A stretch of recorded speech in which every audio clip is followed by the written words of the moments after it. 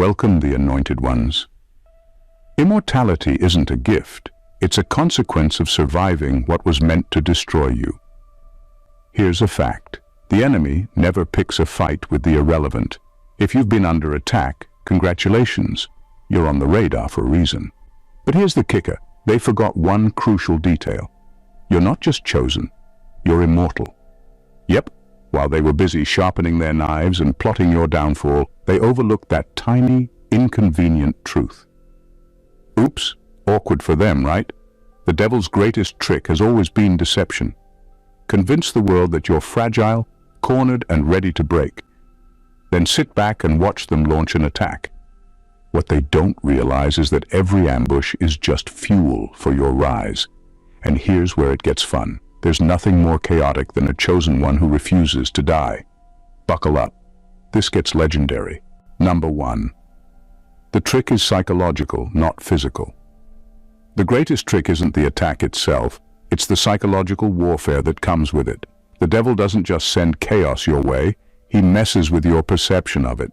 He whispers lies in the middle of the storm. You're weak. You're finished. Nobody's coming to help you. And if you buy into those lies, you've already lost before the fight even begins. That's the real battlefield, your mind, not your circumstances. The thing about being chosen is that your power isn't always visible, even to yourself. You might be standing in the middle of a disaster, feeling like a victim, completely unaware that you're the most dangerous person in the room. The enemy banks on your ignorance of that fact. He wants you so distracted by the noise and the panic that you forget who you are. He'll throw betrayal, doubt, and fear at you like they're bricks, hoping to build a prison in your mind. But here's the truth. Psychological warfare only works when you play along. The moment you realize the game, it loses its power. When you stop reacting to the chaos and start standing in your authority, the whole dynamic changes. The enemy's plan was never to defeat you physically. It was to break your spirit, to make you forget that you're already victorious. That's why being chosen doesn't come with an easy path. It comes with battles designed to test if you really know who you are. But here's the twist. When you refuse to let the enemy control your narrative, the attacks backfire. Every hit you take becomes proof of your resilience. The whispers lose their power when you recognize them for what they are, cheap tricks. And when you stand firm, knowing you're already immortal in purpose and destiny, the game is over before it even started. That's the part the enemy always underestimates. You're not just surviving, you're unstoppable. Number 2, attacks reveal your authority. When life feels like one attack after another, it's easy to assume you've done something wrong or that you're somehow cursed. But here's the brutal truth. Opposition is often the loudest confirmation that you carry weight. The devil doesn't bother with the irrelevant. You don't see him wasting time on people who pose no threat to his agenda. If you're under fire, it's because your existence disrupts darkness in ways you may not even realize yet. Think about it. When you walk in authority, your very presence sends shockwaves into the atmosphere. Even if you're just minding your business, the light you carry exposes things that would rather stay hidden. That's why the attacks come. Betrayal from people you trusted, unexpected losses, mental battles you never thought you'd face. It's not random, it's targeted warfare. The enemy's hope is that the weight of those attacks will crush you before you fully step into who you're destined to be. He's banking on the idea that you'll see the opposition as evidence of weakness or failure instead of what it really is, validation that you're dangerous to him. But here's the key. When you understand that being chosen automatically makes you a target, the attacks lose their sting. You stop asking, why me? And start thinking, of course me. The devil doesn't come for what isn't valuable. You are carrying something that threatens his entire operation. Purpose, influence, divine authority. Every attempt to knock you down is proof of that. The beautiful irony is that the more the enemy fights you, the stronger you become. What was meant to destroy you actually fortifies you. So, here's the game changer. Instead of dreading the attacks, let them remind you of who you are.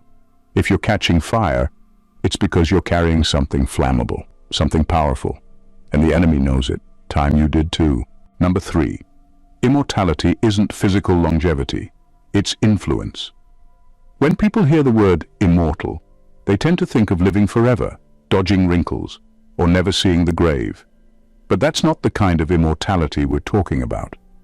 True immortality is about living in a way that your influence echoes long after you're gone. It's not about your heart beating indefinitely. It's about your purpose and legacy becoming untouchable. That's what the enemy can't stand. The devil's goal has never been just to take your life, it's to erase your impact. If he can convince you to shrink, play small, or abandon your calling, then he doesn't need to attack you physically. You've already handed him the win. But when you choose to live boldly, when you pour your life into something bigger than yourself, that's when you become immortal in the way that truly matters. It's why the chosen ones face so much opposition. You aren't just living for yourself. Your choices ripple through generations. The wisdom you share, the lives you touch, the obstacles you overcome, all of that plants seeds that keep growing long after you've moved on. That's immortality. And the enemy knows once those seeds take root, it's game over for him. Here's the twist. Every time the enemy attacks you, he's actually helping you build that legacy. The pain, the setbacks, the betrayals, they shape your story, making it richer and more impactful. People don't remember the ones who lived easy lives. They remember the ones who stood up, kept going, and inspired others to do the same. That's the kind of immortality that outlives every attack. The enemy underestimated you. He thought breaking your body or your spirit would end your story. What he forgot is that chosen ones don't live for temporary applause. They live for eternal impact. That's a legacy he can't touch, and that's what makes you untouchable. Immortal isn't what happens when you stop breathing. It's what happens when your purpose refuses to die. Number 4, the setup for divine vindication. The enemy often thinks he's setting you up for failure, but God has a habit of flipping the script. What looks like sabotage at first is usually the foundation for a public elevation that no one can deny. That betrayal, that loss, that unexpected setback. It feels devastating in the moment, but it's actually God building a stage for you. The enemy wants to break you, but God uses the same attack to make you undeniable. Think about it. The most powerful stories aren't the ones without conflict. They're the ones where someone was counted out, humiliated, or written off, only to rise again, stronger and better. Vindication hits differently when it's public. When the same people who doubted you, gossiped about you, or tried to destroy you have no choice but to watch your victory unfold. And that's exactly how God operates. Here's the secret the enemy always forgets. When you belong to God, attacks don't subtract from your purpose, they add to it. Every time the enemy throws chaos your way, he's inadvertently helping build your testimony. What was meant to bury you becomes the very thing that elevates you. Joseph was thrown into a pit by his own brothers and sold into slavery. That looked like sabotage, but it was the setup for his rise to second in command over Egypt. His vindication wasn't private. It was public, undeniable, and orchestrated by God himself. The enemy is short-sighted. He plots sabotage without realizing that God already wrote the ending. And in that ending, you don't just survive. You thrive in a way that forces everyone, including your enemies, to see God's hand on your life. That's divine vindication. Not just winning, but winning so visibly that even your doubters have to acknowledge it. So the next time life feels like it's falling apart, remember? It's probably just God setting the stage for your elevation. Number 5, the devil's fatal blind spot. The devil is clever, but he's not wise. He knows tactics, how to attack, manipulate, and deceive. But his fatal blind spot is that he doesn't understand divine nature. God doesn't play by predictable rules, and that makes his chosen ones just as unpredictable and unbeatable. The enemy's entire strategy is based on patterns. He expects you to react the same way every time: fear, doubt, anger, or surrender. That's why he throws the same temptations and problems your way. But when God is in the picture, the rules of engagement shift. God specializes in the unexpected, turning deserts into rivers, making last-minute victories out of impossible situations, and raising the dead when everyone has already mourned. Because you carry God's nature, you inherit that same unpredictability.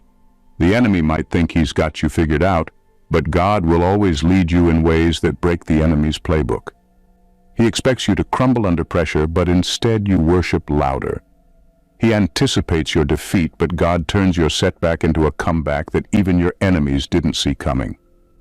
This blind spot is why the enemy constantly loses in the end. He understands power, but not divine strategy. He can't comprehend a God who brings beauty out of ashes or turns crucifixions into resurrections. And because the devil is so focused on immediate wins, he misses the long game that God is always playing. When you truly understand this, it changes how you approach every attack. You stop panicking and start leaning into God's strategy. You realize that if the enemy is plotting against you, God is already 10 steps ahead. That's why being chosen makes you unbeatable. Not because life is easy, but because your victories are divinely orchestrated in ways the enemy can never predict. Number 6, pain unlocks the blueprint. Pain is a teacher that no comfortable season could ever match. While everyone wants the easy path, the truth is that the most powerful wisdom, insight, and strategies are hidden in the very experiences we try to avoid. Pain doesn't just wound you, it downloads a blueprint for your next level, but only if you're willing to pay attention. Every attack, betrayal, or heartbreak comes with hidden lessons designed to unlock parts of you that would otherwise stay dormant. It's in those moments when you're forced to dig deeper, beyond your emotions, beyond your fears, that you discover strength you didn't know existed. The enemy sends pain, hoping it will paralyze you. But God uses it to develop your capacity and sharpen your discernment. Think about it. The most successful people, the ones who carry wisdom that can't be bought, are those who have endured and learned from pain. They're not just surviving, they're thriving because they extracted the blueprint hidden in their struggle. Pain teaches strategy. It reveals who's truly in your corner. It makes you sensitive to warning signs you might have ignored before. The enemy underestimates how powerful pain can be in the hands of someone who refuses to be broken by it. He expects you to sit in bitterness or self-pity. What he doesn't anticipate is that you'll come out of it wiser, stronger, and armed with knowledge that can't be stolen from you. Here's the thing. Comfort doesn't prepare you for greatness. It keeps you in mediocrity. Pain, on the other hand, prepares you to lead, innovate, and thrive on a level that average people will never understand. That's why it's a blueprint. It shows you not just how to survive, but how to build something extraordinary out of what was meant to destroy you. So the next time life hits hard, lean into it. There's a blueprint hidden in that pain, and it's designed to take you to a place the enemy never wanted you to reach. Number 7, opposition is a divine GPS.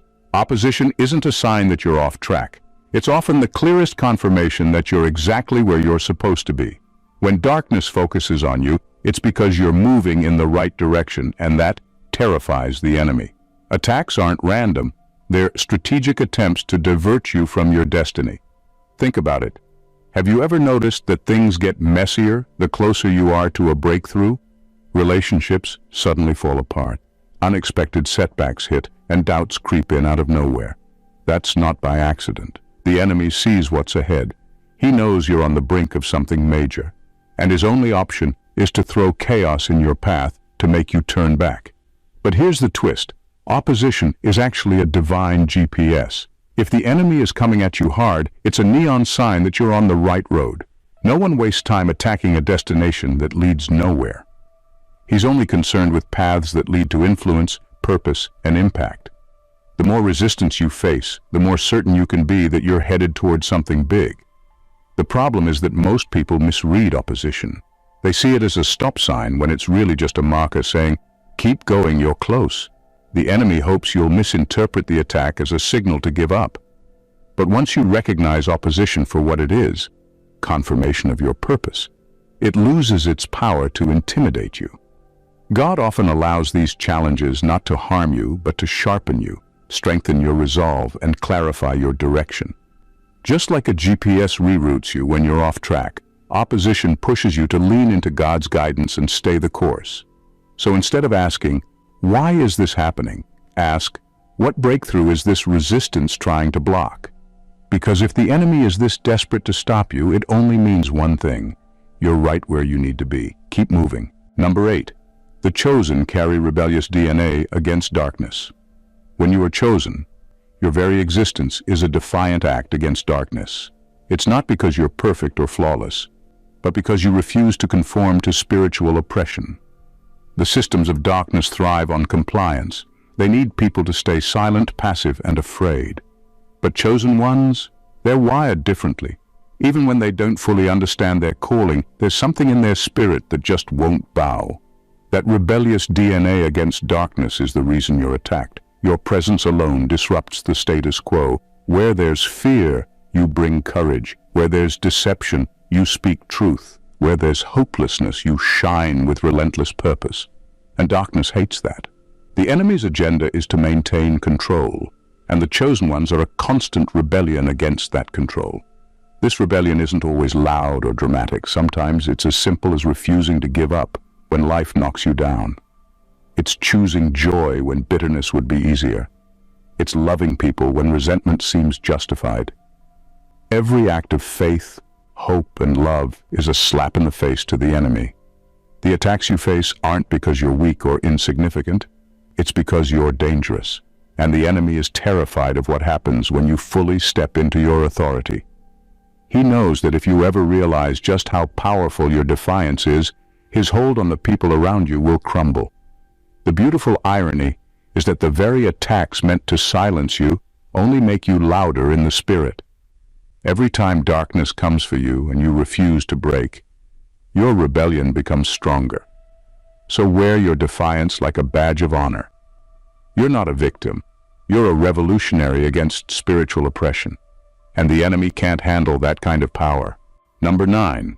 The greatest trick was convincing you to react. Most people think attacks are designed to defeat them physically or ruin their circumstances, but that's not the real game. The enemy's greatest trick is provoking a reaction. Not just any reaction, but one rooted in fear, anger, or insecurity. If he can get you to react emotionally and impulsively, you'll sabotage your own progress and derail your purpose without him having to lift a finger. Here's how it works. Life throws an unexpected betrayal, a financial crisis, or a personal attack your way. Your natural instinct is to react, lash out, panic, or retreat in defeat.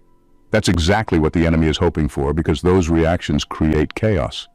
When you respond out of fear or anger, you lose sight of your purpose and waste energy fighting battles that aren't even yours to fight. What makes this trick so dangerous is that it feels justified in the moment. You think, I have every right to be angry, or I need to fix this now. But reacting without discernment often pulls you out of alignment with God's strategy. Instead of moving forward, you get stuck in cycles of frustration and distraction. The real power is in restraint. When you refuse to react out of fear or ego, you disarm the enemy completely. He has no power over someone who remains rooted in peace and clarity. That's why the Bible says to be slow to anger and wise as serpents. Wisdom doesn't mean ignoring the attack. It means responding in a way that aligns with your higher purpose. When you choose strategy over impulse, you stay in control. The enemy's traps lose their effectiveness because you're no longer playing his game. Instead of reacting, you move with intention, and that's when victory becomes inevitable. Master this, and you'll find that most battles win themselves. Number 10. Dark forces overestimate earthly time. The enemy's greatest weakness is his obsession with earthly time.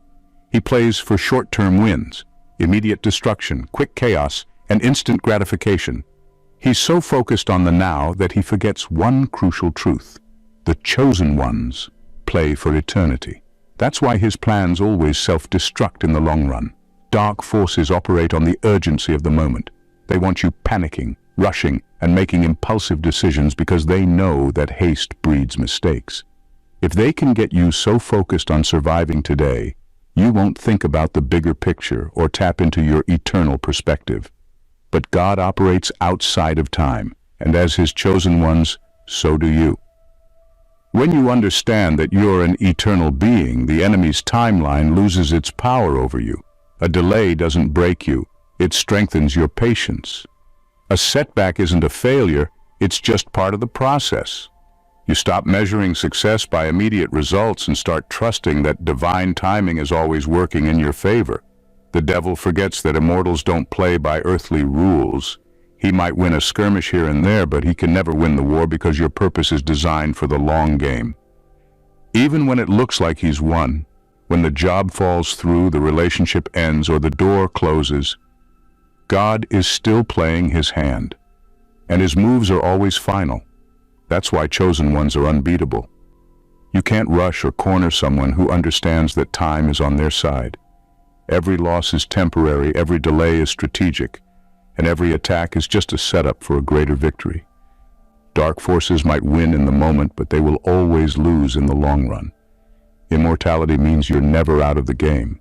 Number 11. Your wounds are weapons. The enemy wants you to see your wounds as weaknesses, as evidence that you've lost or that you're broken.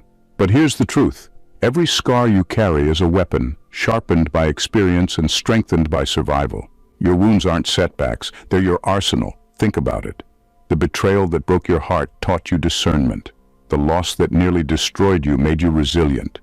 The rejection that stung so badly gave you confidence to stand on your own. These experiences didn't just leave marks.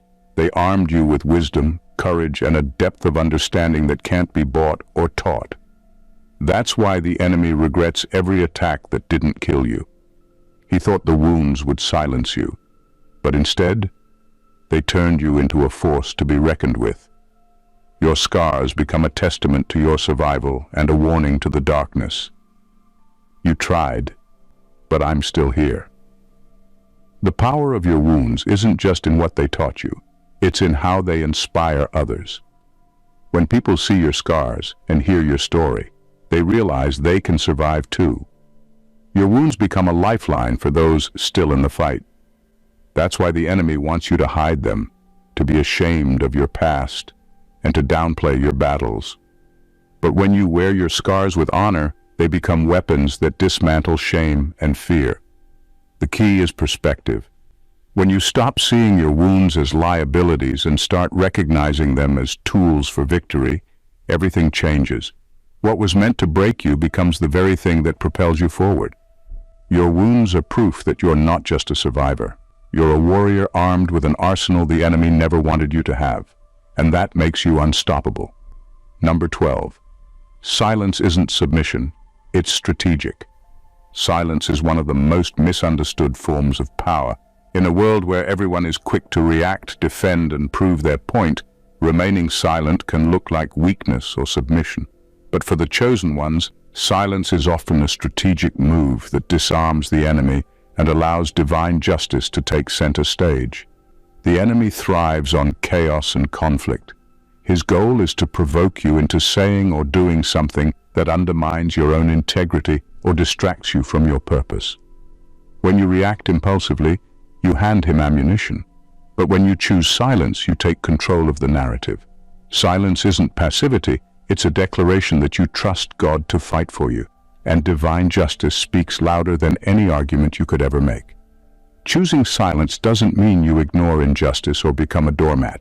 It means you pick your battles wisely. There are moments when speaking up is necessary, but there are also times when your voice isn't required, when God's hand is already moving on your behalf. The enemy wants you to believe that silence is a loss, but in reality, it's often the setup for a divine win. Think about Jesus during his trial. He remained silent in the face of false accusations because he understood that his silence had more power than any defense. And in the end, his silence led to a victory that shook the foundations of darkness forever. When you resist the urge to engage in petty battles or defend yourself against every accusation, you position yourself for a higher kind of justice. People may misunderstand your silence, but God doesn't. He sees your restraint as faith, and that faith moves mountains. So the next time you're tempted to react, remember this: silence isn't submission. It's a strategy that confuses the enemy and clears the path for God's voice to be heard. Number 13. Immortality requires death to ego. The path to true immortality isn't paved with power, fame, or even success. It's marked by the death of the ego. The ego is the part of you that craves control, validation, and superiority. It's loud, fragile, and easily offended. And the devil knows this, which is why he constantly plays on your pride. He bets that you'll cling to it, defend it, and let it dictate your decisions. But here's the twist. Defeating the enemy requires letting that ego burn. You can't access your immortal identity, the part of you that's fearless, wise, and aligned with divine purpose, until your ego dies. The ego is tied to earthly survival, but your true self is connected to eternal truth. The enemy's attacks lose their power when you stop taking them personally. When your ego is dead, insults don't sting, rejection doesn't paralyze you, and setbacks don't define you. You move differently because you're no longer living for temporary validation. The process of killing the ego isn't glamorous. It often looks like choosing humility when you'd rather prove a point. It means forgiving when you have every right to hold a grudge. It's walking away from fights that your ego desperately wants to win. But in that surrender, you find a strength that the enemy can't touch. The irony is that when you let your ego die, you actually become unstoppable. You're no longer playing by the world's rules. The enemy can't manipulate you because there's nothing left for him to exploit. Your decisions are rooted in purpose, not pride, and that makes you dangerous in the best way. Immortality isn't just living forever, it's living free, free from ego, free from insecurity, and free from the enemy's traps. So let your ego burn, and watch how your true self rises from the ashes, fearless and untouchable. Number 14. The enemy cannot steal what you already surrendered. The enemy thrives on fear and control. His entire strategy is based on the idea that he can take something from you, your peace, your purpose, your joy. But here's the truth, the enemy cannot steal what you've already surrendered to God. If your purpose is in God's hands, no attack can touch it. What belongs to the divine is already untouchable. When you cling tightly to things, your plans, your reputation, your relationships, you make them vulnerable to attack. The enemy knows that if he can shake what you hold on to, he can shake you. But when you surrender those things to God, you strip the enemy of his power. What's in God's possession is protected by his authority, and nothing can snatch it from his hands. This surrender isn't about giving up. It's about transferring ownership. It's saying, God, I trust you with my purpose, my future, and my identity. And once you make that decision, the enemy's threats lose their sting. He can try to sabotage your plans, but God will reroute you to something even better. He can try to tarnish your reputation, but God will vindicate you in his timing. Look at Job. The enemy thought he had destroyed Job's life by taking his possessions, health, and family. But what Job had already surrendered was untouchable, his faith and trust in God. And because of that surrender, God restored Job beyond what the enemy ever imagined. The enemy operates in theft, but God operates in abundance. What you surrender to him multiplies, strengthens, and becomes untouchable. When you live with open hands, you live without fear. The enemy can't take what's already been given to God, and that makes you a force he can never defeat. Surrender isn't weakness, it's the ultimate power move. The journey of the chosen is anything but ordinary. It's marked by battles, betrayals, and challenges that often seem relentless. But every attack, every wound, and every moment of opposition is a setup for divine victory. What the enemy intends for your downfall becomes the very foundation for your elevation. You are not defined by the attacks you face, but by the purpose you carry, a purpose that no force of darkness can cancel or destroy. Remember, the enemy's tactics are temporary, but your destiny is eternal. Silence becomes your strategy, pain your blueprint, and surrender your ultimate weapon. The very things meant to break you are the tools that mold you into a warrior that darkness cannot defeat. When your ego dies, you rise into the fullness of your immortal identity. Fearless, wise, and untouchable. Never forget that your existence is a defiant act against spiritual oppression. Your refusal to bow to darkness makes you a revolutionary. The attacks are not a sign of weakness, they are proof of your power. You were not chosen by accident, you were chosen to overcome, so walk boldly. Don't be afraid of the attacks, the wounds, or the challenges. They are merely tests that confirm your divine purpose. In the end, The enemy cannot outlast what God has ordained. Victory belongs to those who know who they are, who trust in divine timing, and who refuse to be shaken by earthly schemes. You are chosen, unstoppable, and eternal. The enemy may have thought he could trick you, but here's the plot twist. You're immortal, empowered by divine wisdom, and destined to win. And that's a truth no force of darkness can ever overturn. If this message resonated with you and you felt empowered by the truth within, make sure you subscribe to the channel so you never miss out on the wisdom that's meant to fuel your journey. Like this video to show your support and drop a comment below.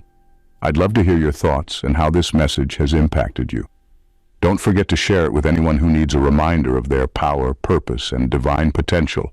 Your voice matters, and together we can spread this truth far and wide. Keep shining, keep standing strong, and remember, you're chosen for greatness. See you in the next one. God bless you. Welcome, the anointed ones. Not everyone you meet is ready to meet themselves. You don't just walk into a room, you shift the room. People feel you before they even see you, and when they do see you, their egos start sweating bullets, because you're not just another person passing through, you're a spiritual OG, the kind that doesn't hand out compliments or sugar-coated wisdom. No, you give out ego deaths like free samples and the fragile identities around you. They never see it coming. Here's a fact. Studies show that the brain reacts to identity-threatening information the same way it does to physical danger. That means when you hit someone with a raw truth about themselves, their mind panics, like it just got chased by a bear. And guess what? You are the bear, the one they didn't expect, but the one their soul secretly needed. So if people have ever accused you of doing too much when all you did was exist, congratulations, you're one of the chosen ones, and this is your unfiltered, undeniable, and uncomfortable truth. At number 1, you're the mirror that shatters illusions. People don't really see you. They see themselves reflected back, whether they're ready for it or not. That's why some people instantly like you, some can't stand you, and others don't even know why they feel uneasy around you. It has nothing to do with you personally. It's about what you expose without even trying. You don't just reflect back the good parts of people. You reflect their insecurities, their fears, their contradictions. The masks they've been wearing for years start to slip, and that scares them. Most people spend their lives carefully curating an identity, one that makes them feel safe, accepted, and in control. Then you show up, and without a single word, their illusions start cracking like cheap glass. That's why people project onto you. They'll call you arrogant when, really, they just can't handle their own self-doubt. They'll say you're too intense, when the truth is they're uncomfortable with the parts of themselves you make them notice. They'll act like you're the problem because it's easier than facing the reality that their entire sense of self might be built on shaky ground. This is why you'll find that the people who have the strongest reactions to you, whether positive or negative, are the ones most deeply affected by your presence. Some will gravitate toward you, hungry for truth, because they sense you carry something real. Others will try to tear you down, avoid you, or turn you into their personal villain. But none of it is about you. It's about what you represent, a living, breathing confrontation with the truth they've been running from. And here's the catch. You can't turn it off. This isn't something you do, it's something you are. That's why being a chosen one isn't a title, it's a responsibility. Because when you walk into a room, illusions don't just shake, they shatter. Number 2, the world resists you because you are the antidote. The world doesn't just resist you, it fights you. Not because you're wrong, but because you disrupt the lies people have built their lives around.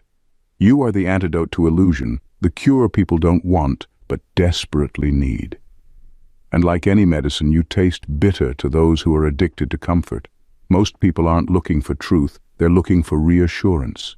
They don't want to change, they want to be told they're fine just the way they are, even if they're drowning in their own delusions. Then you come along and without trying, you ruin that fantasy. You don't coddle egos, you don't play along with illusions. You exist in a way that forces people to either wake up or push you away. And guess which one most people choose? They reject you not because you're a threat to them, but because you're a threat to the stories they tell themselves. They have spent years, sometimes entire lifetimes, building identities out of false narratives. You don't attack those identities, you simply expose them.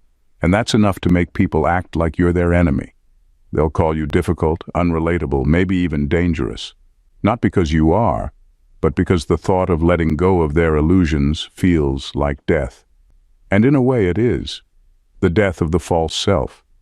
But instead of embracing that transformation, most people fight it with everything they have. And since they can't fight the truth itself, they fight you. This is why being the antidote is a lonely path. You will lose people. You will be misunderstood.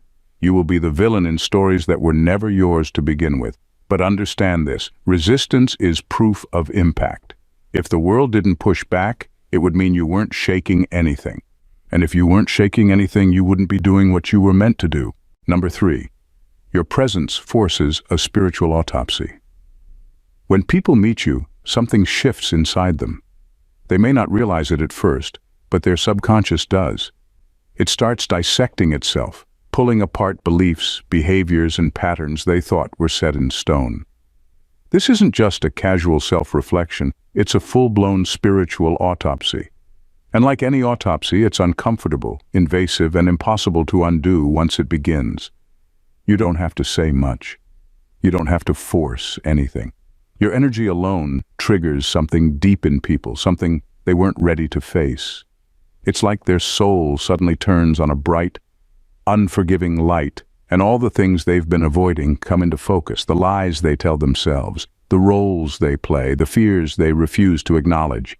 It all gets dragged to the surface, whether they want it to or not. That's why some people feel instantly drawn to you, like a moth to a flame. They sense the depth, the rawness, the truth you carry, and something in them wants that, but at the same time it terrifies them. Because meeting you means meeting the parts of themselves they've buried for years. It means questioning everything they thought was real. And not everyone is built for that kind of self-confrontation. This is why people will ghost you, lash out at you, or suddenly change how they act around you. One moment they admire you, the next they can't stand you. It's not personal, it's a defense mechanism. You triggered something in them they weren't ready to process, and instead of dealing with it, they run. But here's the truth. Once the process starts, it can't be undone. They can avoid you, they can deny what they felt, but deep down, they know. You cracked something open in them, and sooner or later, they'll have to deal with it. That's the kind of impact you have, not surface level, not temporary, but something that lingers in their spirit long after you're gone. Number 4. You are a walking ego eraser, not by choice, but by design. You don't have to call people out. You don't have to challenge them. You don't even have to say a word. Just existing the way you do is enough to shake people to their core. The reason? Your presence alone exposes the difference between who they think they are and who they really are. And for most people, that's a terrifying thing to face. You don't try to give ego deaths. It happens automatically. The way you move, the way you think, the way you refuse to conform to shallow expectations, all of it forces people to question their own authenticity. Some people will admire you for it, inspired by the depth you carry. But many others will feel threatened, as if you're personally attacking them, even when you've done nothing at all. That's because their ego senses danger. Not physical danger, but existential danger. The ego's entire job is to maintain a sense of identity, even if that identity is built on lies. So when you come around embodying truth, self-awareness, and depth, their ego panics. It goes into defense mode, creating reasons to discredit you, dislike you, or even demonize you. They might label you as arrogant, too intense, or problematic. Not because you actually are, but because that's the only way their ego can justify rejecting the discomfort you bring.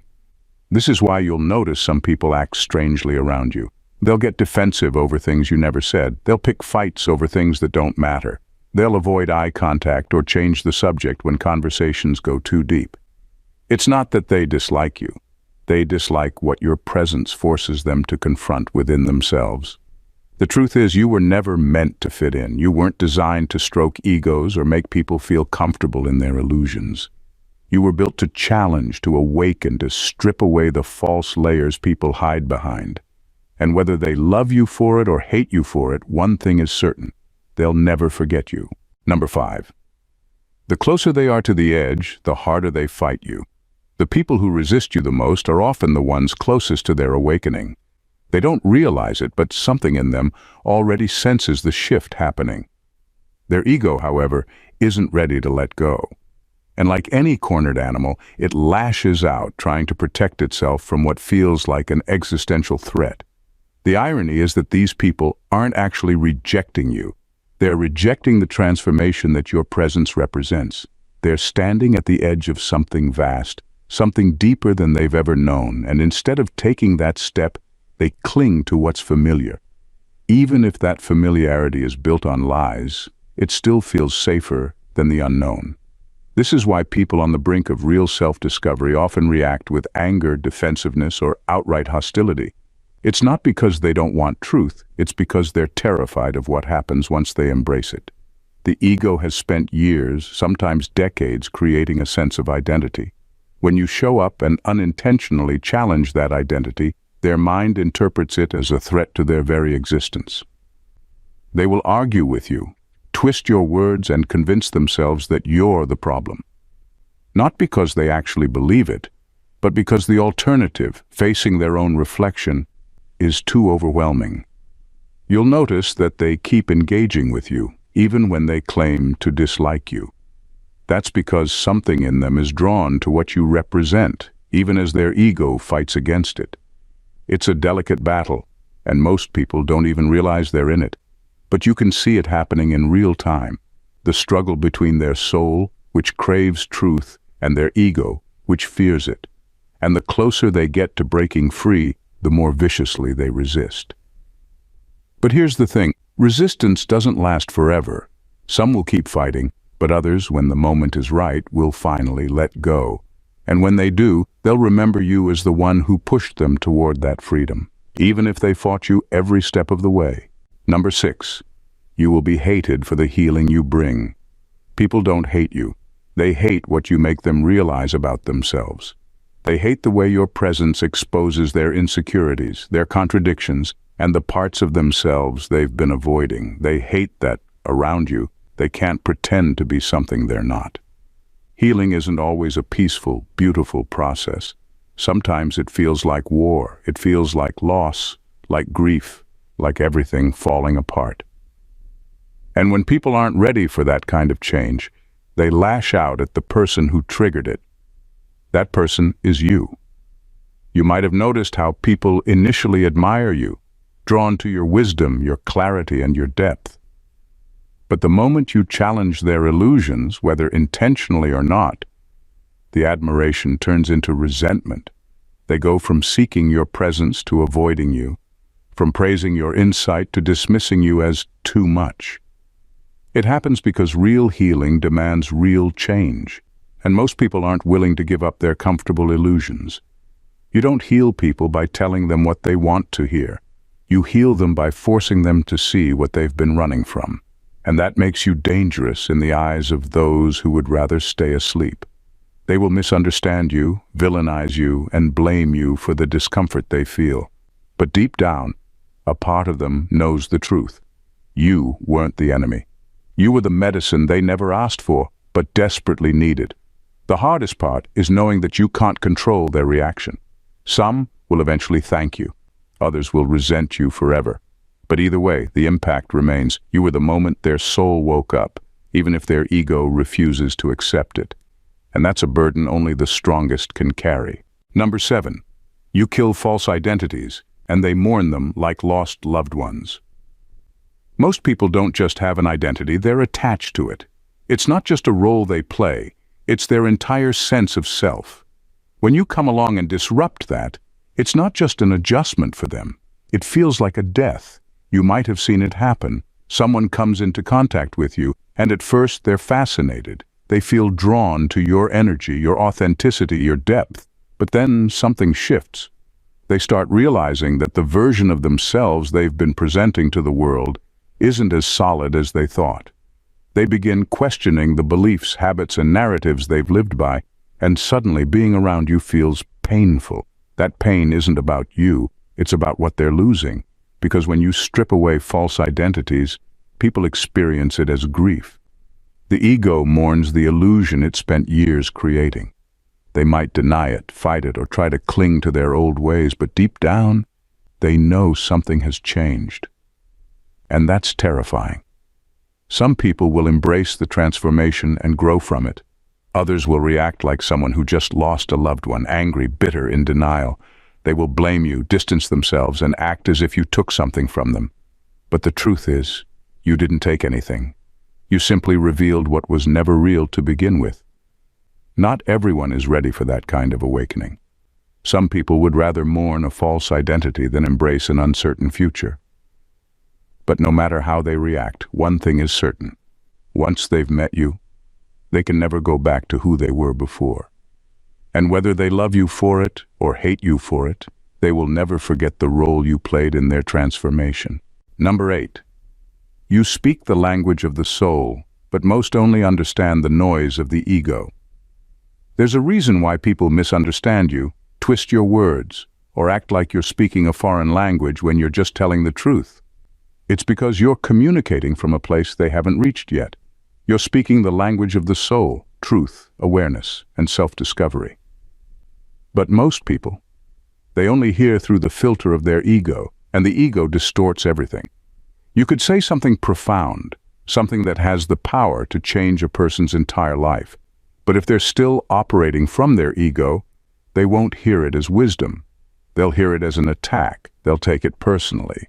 They'll assume you're trying to belittle them when, in reality, you're offering them the very key to their own evolution.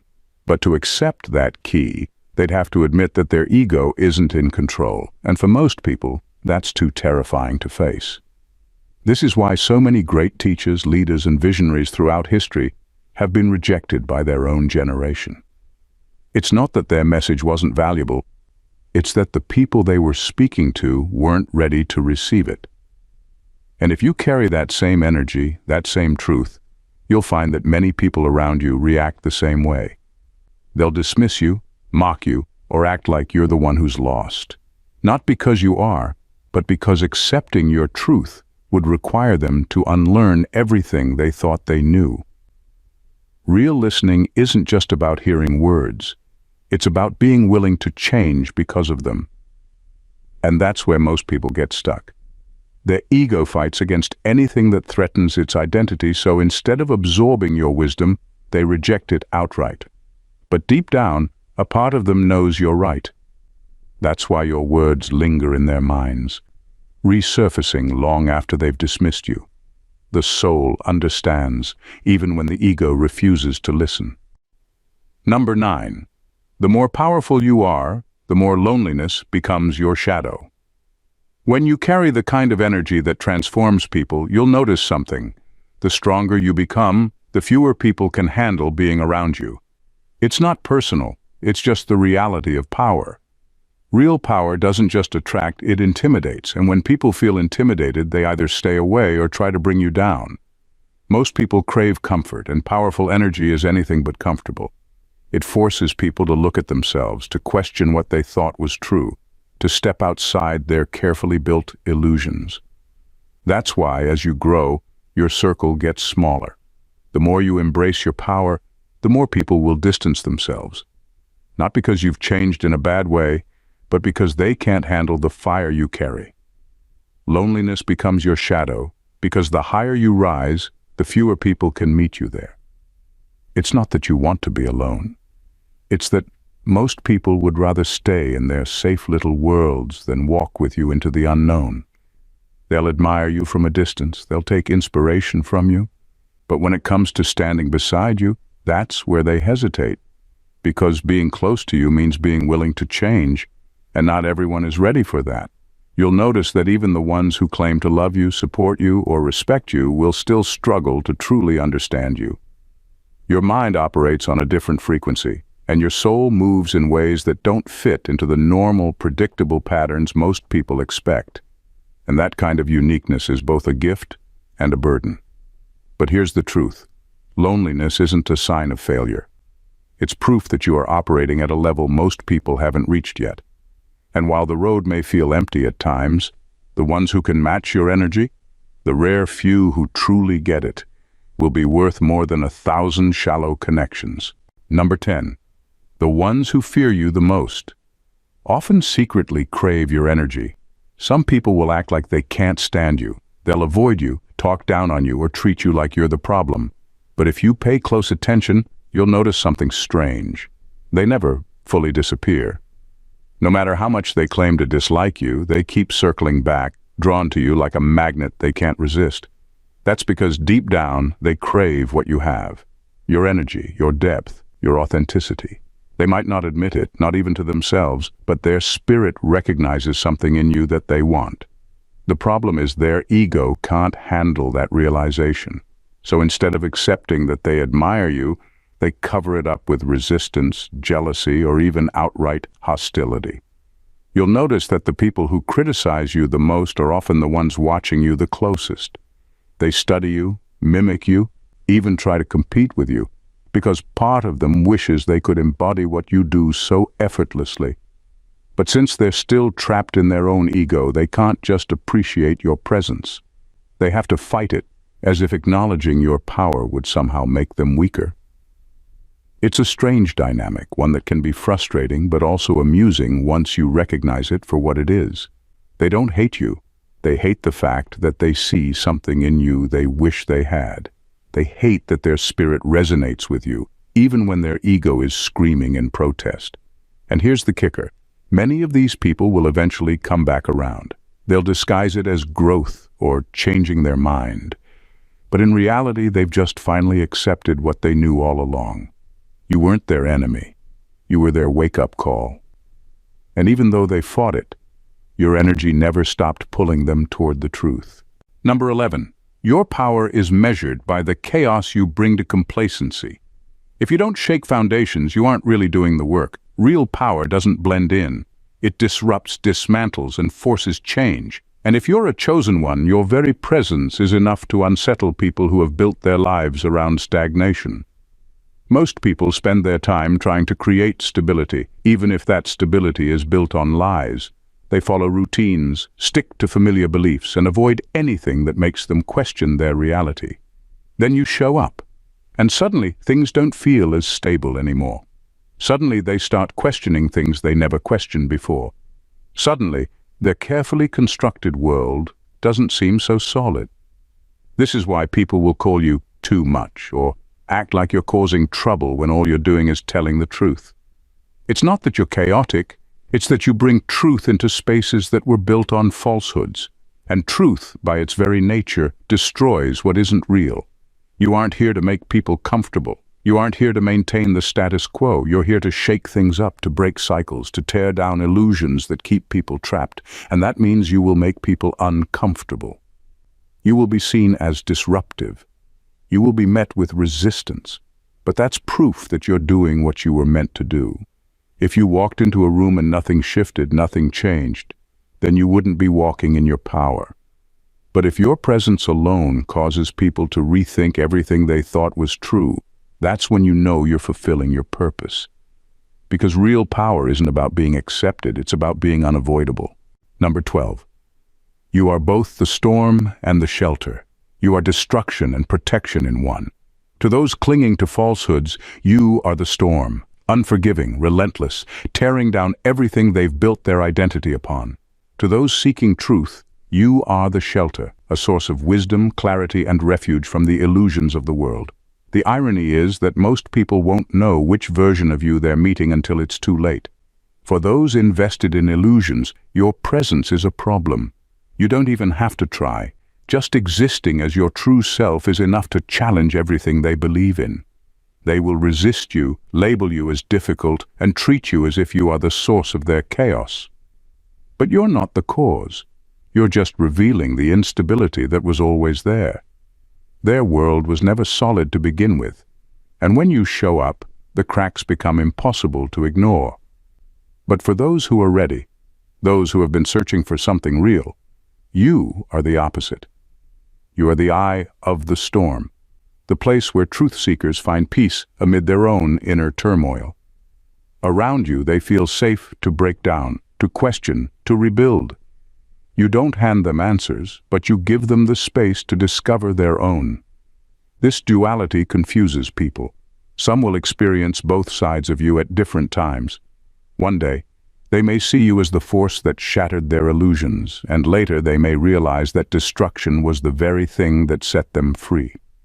Others, unwilling to evolve, will see only the destruction, never recognizing that beyond the storm, you are always offering shelter. You don't get to choose how people see you. You're simply what you are, raw, real, unshaken by illusions. Whether they run from you or run toward you is up to them. Either way, you are inevitable. Number 13. Your very existence is a spiritual exorcism. People feel you before they even see you. You walk into a room and something shifts. Some people light up in your presence, feeling an unexplainable sense of clarity. Others tense up, irritated or uncomfortable for reasons they can't even articulate. The truth is, their soul isn't reacting. You're not even dealing with them yet. It's their demons that sense you first. You are a living, breathing disruption to anything that isn't real. The false personas, the carefully constructed facades, the ego-driven narratives, none of it holds up in your presence. People who have spent years lying to themselves suddenly feel exposed. They don't even know why, but something about you unsettles them. That's because you don't just enter a space, you shift it. The energy you bring forces everything hidden into the light. This is why some people will instantly dislike you without reason. It's not them, it's what's controlling them. Their fears, their unhealed wounds, their suppressed truths, they all start thrashing the moment you show up. You are a spiritual exorcism in human form, and not everyone is ready for that. Some will avoid you, some will attack you, others will mock you in an attempt to dismiss the discomfort you bring. But deep down they know you see them. At the same time, those who are ready to evolve will gravitate toward you. They may not fully understand why, but they feel it. The way your presence makes them question things they've ignored for too long. They recognize the discomfort as necessary, and instead of running, they lean in. You don't need to say a word. Your existence alone is enough to force people into confrontation with their own darkness. Some will thank you, others will curse you. Either way, they will never forget you. Number 14. You will die 1,000 times in the minds of those who can't handle you. People will rewrite you, redefine you, and distort you in their minds. Not because of who you are, but because of who they need you to be. You are too vast, too complex, too raw for them to accept as you truly are. So instead of facing the real you, they will create versions of you that fit into their comfort zones. One day, you are their greatest inspiration. The next, you are their biggest threat. One moment, they see you as wise and enlightened. The next, they convince themselves you're arrogant or dangerous. Not because you've changed, but because their perception of you was never based on truth. It was based on their own internal battles. This is why people will turn on you for no logical reason. Why someone who once admired you will suddenly act like you are the enemy. Why those who once praised your insight will later twist your words to suit their own narratives. It's not about you. It's about the way their mind struggles to reconcile your existence with their own illusions. Some will reduce you to a villain because that's the only way they can justify rejecting the truth you bring.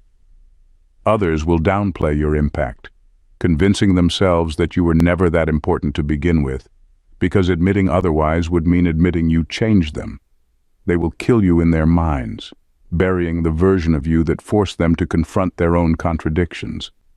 But you don't exist to fit inside their stories. You are beyond their narratives, beyond their need for control.